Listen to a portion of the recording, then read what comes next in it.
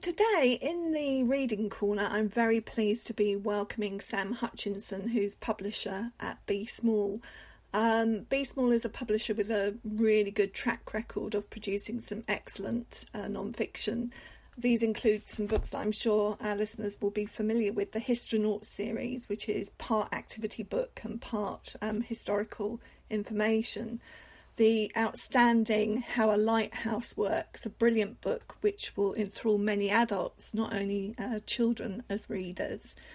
And the Blue Peter award-winning book, The Real Life Mysteries, which debunks some of the popular legends and urban myths. And we'll be touching on that a little later in this podcast. So, Sam, I'd like to welcome you into the Reading Corner. Oh, thank you very much, and thanks for that lovely introduction. I wonder if we can start by you telling us a little bit about your mission at Be Small and what you're looking for when you publish a non-fiction book. It's interesting about missions because it was obviously such a tiny publisher, maybe not obviously, there's two of us who work actively as full-time employees. And I've often resisted this idea of an explicit mission because it comes with a lot of extra work and like publicity work, marketing work, and we're so sort of short for time at the best of times. But being a micro publisher, having a mission seems to be more and more important and helps cut through the noise as well. So trying to think of something that felt natural for us, and we realised that actually the books we've been creating for years tie into this idea of boosting children's critical literacy skills. So a fairly sort of not controversial term, but maybe a difficult term because seems to mean different things to different people. But the base of it, the idea is giving children the tools to be able to understand the world around them. So quite a broad remit, but I think it suits our list well and ties in with what we're doing. Well, we're going to be talking about critical literacy. That's the focus for today's podcast, and also fake news. So I'd like to pick up really on your Blue Peter award-winning title, which in a way foregrounds some of the work that you're doing now, The Real Life Mysteries. Could you say that that's a book that deals with debunking fake news? Yes, definitely. In a sort of accidental way. So, written by excellent Susan Martin, a very experienced children's book writer, and illustrated by Vicky Barker, who's our art director. I went to them and said, look, I'd love to do this book that just talks about cool things like mysteries like Loch Ness Monster. And Susan instantly said, I had this book when I was younger that used to keep me awake at night about spontaneous human combustion. And we very, very firmly believe that children love gross, disgusting things. And that's sort of how the book started. But Susan, as an expert, children's author, researcher, kept a lot of her workings in the book, if you like with your maths homework, you have to show your workings out. So instead of just saying this is something that people say, but this is actually the truth, as we were putting the book together, we realised, well, there isn't really a very clear truth here because they are mysteries, they're not facts. So we thought we'd focus on all the research that Susan had done and ask children to come up with their own ideas and look at the research, and as an extension of that, sort of assess the research. Which bits of research do you believe, which bits don't you, and why? And it kind of just came out of us loving the mysteries and wanting to talk about all the gross and gruesome things that we discovered. And the critical literacy element of it was almost accidental. It was the teachers who started buying the book in huge quantities even before it won the Blue Peter Book Award, that we thought, people either love mysteries or there's something else that we rather stupidly hadn't quite realised as we were putting it together. And lots of people were telling us, this is great for my history classes, great for my English classes. We can use it to talk about how you analyse information, how you do research. And that's when we sort of looked back at the other books we've been doing and thought, I guess that is what we do. Yeah, absolutely. I'm interested to hear that you picked out the spontaneous combustion. It's something that I've been fascinated with ever since I read Bleak House. One of the characters does combust spontaneously. And just so that listeners know how Real Life Mysteries is set out, you have a double page spread which is basically storytelling, isn't it? It's telling about the mystery and it really grabs you. And then you have a second spread which is like a case file, and that includes some of these theories that you've mentioned. And for the spontaneous human combustion page, you talk about or your writer, Susan, talks about the wick effect. Gosh, I was horrified by that, the human body being like a candle and the fat burning slowly from the middle, or the unexplained electrical charge, or possibly the ball lightning, or perhaps somebody was just smoking and stumbled to the bathroom and didn't quite get there in time to put the fire out. So you have all these theories presented very graphically on the page. Yeah, it's sort of inspired almost by, I don't think these happen in real life, but they happen in films, those serial killer boards that the detectives have on the wall with all the red rope between each bit of research they've done. That's sort of how we wanted to approach. As you said, Susan sets the scene, and then Vicky's illustrated it as gruesomely as she can, and then we wanted to have one of those boards with all of the research sort of spilled out onto it in a really inviting way. So there's a lot of text actually on the page for non-fiction title, but it doesn't look too intimidating because it's all broken down into little post-it notes and scribbles, and the idea is that children will want to try and assess what they're reading and come up with their own theories, very much inviting them to think about, what do you think happened? How could someone just burn to a crisp in their house with no explanation? Leaving behind a sticky, gooey ash. Yeah. And the visuals are really important as well when we come to thinking about how we all learn and build knowledge. We know that kind of mental imagery, visual imagery is as important as the words and the language. So this really does help young readers. We're going to talk a little bit about fake news and your forthcoming book, Questions. And I wanted to start by thinking about why we're so interested in it at this point in time, because fake news, or the news, has always had fake elements, and some of them have been outrageous. So why are we concerned about it now? I think today fake news stories, or just news stories in general, are everywhere. They're all around us. And, when I was growing up, there were a few trusted sources of information, and maybe retrospectively you think, okay, those sources of information are very biased, or they're from a very privileged point of view and they're not representing our society as well as they should be. But I felt like I trusted them, and there were only a handful of them. Whereas now there's thousands and thousands of sources of information, and how can we expect a child to be able to understand which ones to believe, which ones not to believe, and where, how can they protect themselves from a story that doesn't just go around the playground, but it follows them home, and it's at home, it's everywhere. I think that's maybe the difference now. Yeah. Is there something as well to do with not only the content, but the weighting that particular stories are given? I'm thinking here about social media, the kind of weighting and visibility. It might not necessarily be the most authoritative that gets the biggest weighting. Yeah, I think with social media, it's this is me sort of spreading misinformation, I guess, but I heard a podcast, I can't remember which one it was, saying that social media allowed people to feel part of tribes in a very quick and easy way. So that sort of reinforces the information that you take in and the information that you disregard. So people can react in an emotional way to information on social media very quickly.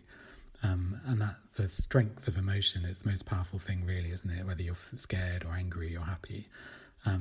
Social media, I guess, enhances those feelings and helps it spread around groups of people who feel comfort in feeling the same as people who are the same as them. So these stories find their way around on social media much more easily than they would if that form of information didn't exist. So the more likes something has, that can increase its visibility, the algorithms that are built in. Yeah, you can't expect children to understand the economics behind how these platforms work. I even look at my feed and think, why am I being shown this person? I don't think I follow them. And then you see it's because someone else has liked it, and you have to actively go in and say, I don't want to see this. Yeah. Now, we're already falling into the trap of using this word, or these two words, fake news, in a very generalised way. And I wonder how useful it is as a term, or whether we need to be a little bit more precise with our definitions, because it can mean many different things. Yes, you're right. And this is sort of where my job as a publisher maybe confuses things a little bit, because it's my job to get our book in front of as many people as possible. And the initial title for our book was An Investigator's Toolkit, because we felt like the book was an investigator's toolkit, becoming a true facts detective. But the more and more we present it to people and try and get coverage, the more the term fake news is the one that people latch onto. So it's very generalised. It's almost got to the point where it doesn't necessarily mean anything anymore. You've seen it break down, and we've done that in the book, into other terms like misinformation and disinformation. But as a term, I guess you're right, it's become very politicised, and it's used either as a weapon to dismiss something, or dismiss somebody, or dismiss a number that you don't like. So it's definitely important to move beyond that, and also to see that the application of critical literacy skills goes well beyond politics. Which you absolutely do pick up in the book questions as well. It's not just about political stories. Yes, because so many people aren't necessarily that interested in politics, but also because it's for a young age range. I think that the way a lot of young people interact with politics can cause a lot of anxiety for them. So you want to give them skills to be able to cut through the noise and find the truth, but you also want them to be able to use these skills in their relationships as they grow, and in the way that they sort of approach everything really in their life. Give them some power over what's around them. I'd like to just signpost listeners to the Association of Citizenship, teachingcitizenship.org.uk, because they talk about this issue of using terminology precisely, and I think teachers will find some useful information on there, distinguishing, for instance, between jokes which are taken at face value. Somebody pointed one of these out to me the other day. I'm pretty sure it was a parody, but it was basically somebody sitting in a car talking about how they weren't going to get coronavirus because they had no Mexicans drinking Corona beer on their particular beach. And I'm thinking, I don't believe this. I'm sure this must be somebody parodying. Well, I hope it was anyway. But being able to distinguish between that and intentional deception, or just the fact that all truth is to some extent contentious and can be there to be scrutinised. So I think the Association of Citizenship is quite a good source for teachers to go to reflect on those ideas. Excellent. I think that's definitely a useful resource, and it sort of ties into this idea that these skills will help children in every aspect of their life. Let's come on to this fantastic book, Questions, which I'm really excited about. When you were researching the background, did you find anything that indicated the most effective ways to help readers develop critical literacy skills? I think there's lots of different ways to develop your skills based on your age and your interests and what stage of life you're at. But for primary school age children, which is who we're targeting the book at, sort of Key Stage 2 and maybe lower Key Stage 3, I think the most obvious thing children could do is just read as much as they can. Reading texts and analysing texts, although I know at school I definitely felt, analysing text feels like you're taking the joy out of it, but you can hopefully do it in a fun way, and reading as much as you like and thinking about what you're reading. This is, I think, the best way to encourage children to prepare themselves to use the tools that critical literacy skills can give them. I think there are some very specific ways that you can counter disinformation and misinformation, but I would recommend those for older children, really analysing political statements. Or I heard about a researcher at Cambridge who's trying to gamify the whole experience and has suggested pre-bunking as a way of vaccinating the population against fake news, where you just sort of feed a small amount of very slightly fake information, and then everybody goes, no, that's wrong. And then if someone tried to spread an even more fake piece of information related to that topic, everyone would be prepared because they've seen the less damaging version and they've dispelled it already. I guess you could come up with a fun game for children that follows that concept. But I think if you, as with, it seems to be the answer to everything really, but if you encourage children to develop a love of reading, they're going to develop the skills they need to think for themselves. And stopping and thinking are the first two steps really for dealing with anything that arises from disinformation, misinformation. Mm-hmm. Should we have a look at questions? I've got a copy in front of me, and like your other books, it's bright, it's appealing, and it's going to attract children. It's not, I really want to stress, a dry, dull book about critical reading. And it starts with a page called The Information Jungle. Can you tell us a bit about that? Yes, so I think I want to try and create an image that children would be able to understand straight away about how it feels to have all this information around you. And children at school these days will have been born with all of this information everywhere and won't necessarily feel like it's encroaching on their lives in the way that maybe some of us do.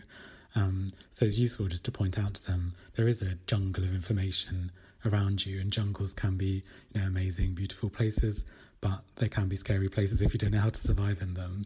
And it's important to be prepared and educated for how it's going to make you feel. On this page about the information jungle, I think there are also 6 pointers that you give that are like a toolkit, really. It starts with ask questions, then it moves on to read, listen, check facts, look, and think for yourself. And those 6 ideas resurface through the book. Yes, we've used these sort of icons to repeat those ideas throughout, and that idea of thinking for yourself is key, I guess, to it. And looking, reading, listening, these are all things that children know how to do, and they can apply them to these feelings. If they're feeling any sort of extreme emotion, they can ask themselves these questions. I wonder if we could look at the next page, because you do deal with the news, and the next spread is actually called In the News. So what were you trying to do here? Here we wanted to show how the same piece of information can be shown in different ways for different reasons. So the information on this page is that there's been a shark attack at the beach. And we've shown a sort of tabloidy approach where it focuses on the shark being a monster and a killer and no one's safe anymore. And really the idea of making the reader feel scared as a way of getting them to pay attention to your story. We've got a close-up of the shark's scary mouth with all its teeth and a big red colour block behind the word killer. So it's sort of showing, okay, this is a scary shark attack. And then you look at the next one, which is maybe a more measured approach from a newspaper, where it says shark attack responsible for surfer injury. So here we're being told that there was an injury, he survived, the surfer did. It contextualises the story a bit more, and the picture of the shark still has its scary teeth, but it's from further away, and it looks a little bit more gentle. And then the final version of the same story is from Department of Oceanography, and is them confirming that this happened, but contextualising even further, saying the sharks really attack humans. It's possible that the shark mistook the surfer for a seal, is what it says there. So that's the same piece of information. It could have been, maybe if we imagine somebody tweeted that this happened, and these 3 different news sites have seen that, picked up the story, but treated it in very different ways. So it sort of serves to illustrate that the way you're being shown this information has an agenda. And it's useful to be able to see through that. I like the way, as well, on all of your spreads, you introduce the very precise vocabulary, quite challenging vocabulary, but on this particular page we have facts or speculation rather than just facts or lies. So that's a really good feature, I think. Yeah, I think it's important for people to understand, children to understand that everybody's human. The people writing these stories are humans as well. And people are not robots. They might have made a mistake or they might have been trying to guess something. So try and separate the true facts in the story from the bits that are maybe the writer's embellishments. And it doesn't mean that they're bad. They might be there for a good reason. But it's just important to be able to tell the difference. We don't have time to go through the whole book, but I'm just going to tell everybody that there's some really interesting material in here. But I wonder if we could just have a look at this page called Crunching Numbers, because it's not just about language and words, but being numerate and understanding how numbers can be used to influence us is important as well. Tell us a bit about this page. So here we've tried to show a couple of examples of the way that information can be made easy to understand. So the fact here says bush babies can leap up to 2.25 metres in height. And then the comparison is it's like a human jumping over 2 double-decker buses. So saying to a young child that this small animal can jump over 2 metres doesn't sound that bad. But jumping over 2 double-decker buses, okay, yeah, that sounds difficult. Actually, I'm impressed. So it's useful to have the skills to be able to present information in that way, but then it's also useful to draw children's attention to the idea that, okay, maybe I need to think about the way this information's being presented to me. Like you see those adverts where it says, 90% brackets of 3 people feel this about this product. So if you maybe have some numeracy and a bit of understanding about how numbers can be really useful to get information across, then you can be prepared for when maybe that information is being dressed up a little falsely for you. And of course we do live in a society where a lot of information is presented through infographic, and you often have a rounding up of things, and whole groups of people can disappear when you start to round up in that way as well. Yes. I wonder if we could have a look at another page. This one perhaps shifts the emphasis from reading critically to becoming a producer of news and information. So you have a page called Your Own Words. So we included this one because, much like the whole book really, we wanted children to think about the best way to present some information. So we talked about how numbers can be useful to get information across. But the other thing to think about is that children are different, aren't they? So I know that I would sit down and write a really long email as a way of getting my thoughts out and my ideas across to somebody. And someone else might just want a phone call, or they'd rather I did a sketch. So it's important to think about how other people receive information. So example here is if you want to encourage people to, reduce, reuse, recycle in order to save the planet, maybe a nice bright poster that you put somewhere would be the best way to do that, because it's a really simple message and the poster will grab people's attention. But if you want to get across lots and lots of facts and figures about population on Earth over a period of time, we've illustrated Vicky's illustrated a nice timeline here that shows the progression in an ordered way and the people piling up little icons underneath.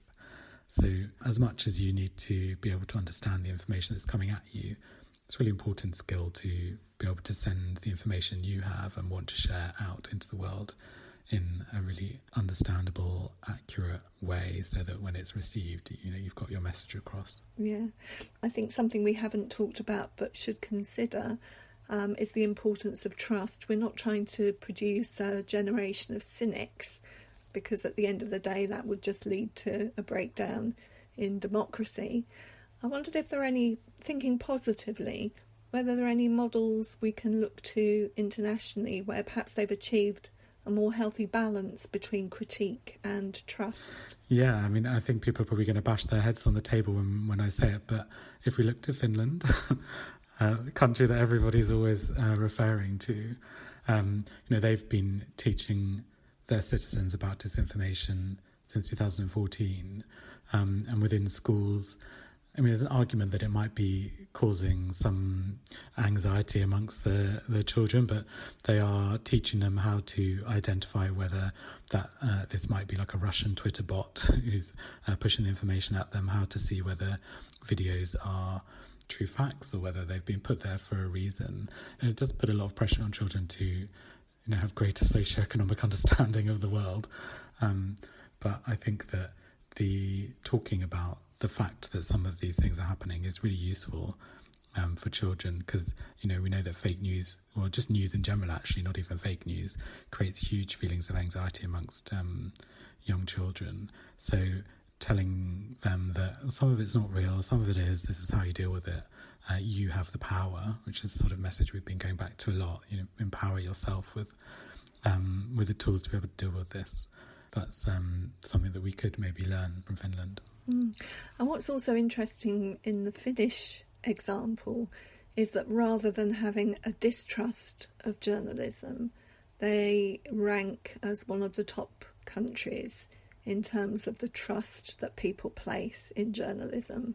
Yes, and that one of your earlier questions about the term fake news, is the danger of it is that people then just cut themselves off from all sources of information if they don't trust where it's coming from. I think one of the differences we have in this country and in the US, whose news seems sort of spread around to everyone else, is a huge diversity of population.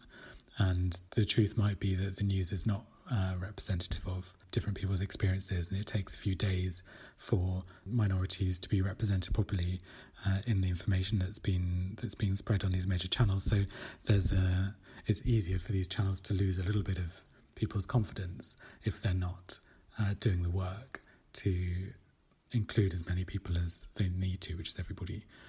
So I think our media has a bigger challenge to gain back people's trust. I wanted to ask you whether this work that you've done here now with this book Questions, whether you think this has got any application to the rest of your non-fiction publishing. Yeah, I think it definitely does. I think non-fiction is as varied as any other part of publishing. There's non-fiction books that make nice gifts. There's non-fiction books that are just fun to read and have lots of information in them. But I do think that, especially for bringing non-fiction up into slightly older categories, it's useful to include a little bit of an encouragement for children to question what they're reading. And I think that's something that we have done in quite a lot of our books already and will continue to do. I don't think it necessarily needs to be the focus of everything. We don't want children to suddenly start worrying that they have to be questioning absolutely everything. Why do I have to question it? What's going on? Still have books about dinosaurs and things like that, but approaching them in a very careful way, as most publishers do, about which information they include and how they display it, but also making sure that there's a sense of empowerment in the message to the reader, that you can find out more about this yourself, or if you don't think this is true, then look it up. A little bit more interaction. I also think, back to my point about reading being so important, there's definitely space for more narrative non-fiction for younger children. It's something that I've been looking at for a while but haven't quite got around to. But I think that some children would really benefit from being able to read sort of an expert sharing their mind with them. And even the point about, I've noticed it creeping in a little bit more now, still not that a huge amount of it, but referencing some sources within the non-fiction. It doesn't have to be heavily referenced, but just that notion of there is an expert here, or this is where we can find this information, I think is, it's the starting point of doing that. Yes, I think it's useful. I think there's a danger, from my cynical, with my cynical hat on, that publishers might abuse the presence of an expert to try and convince the parents or teachers that this is the best book on this subject. Having Dr. Somebody slapped on a splash on the front cover doesn't necessarily mean that it's been put together in the best way. Like Susan, who wrote this book, she's an expert at communicating to children. So paired with a PhD physicist or something would be a really good combination. That's sort of how I approach a lot of those subjects, thinking unless you're lucky enough to find a scientist who's excellent at communicating to this age range. Absolutely. So I did want to say, Sam, as you know, we're going to be including Question Everything in our Take One Book programme in the autumn term, which we thought would fit alongside a lot of the non-fiction texts that we're introducing into that programme. So our listeners can watch out for that. Before we leave this topic completely, I also wanted to point teachers in the direction of a couple of websites that they might find useful.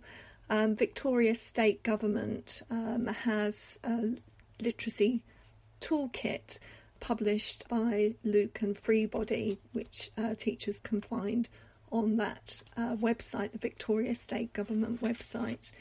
And also those that are really interested in delving a little deeper into the research in this area might want to have a look at Sam Weinberg's work on the Stanford University website, published in 2019, the Civic Online Reasoning work.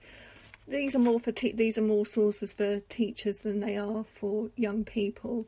But I would really like to thank you so much for talking to us today and for publishing this important book, which will allow us to take forward our reading and teaching with children, particularly at the upper primary age range into Key Stage 3.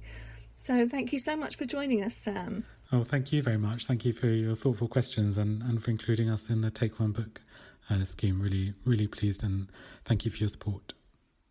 Thanks for listening to In the Reading Corner with Just Imagine. If you have enjoyed this podcast, you can find many more on the podcast section of our website, justimagine.co.uk, plus via iTunes or SoundCloud or your usual podcast provider. Don't forget to pass the pod and recommend this fantastic free resource to your friends and colleagues.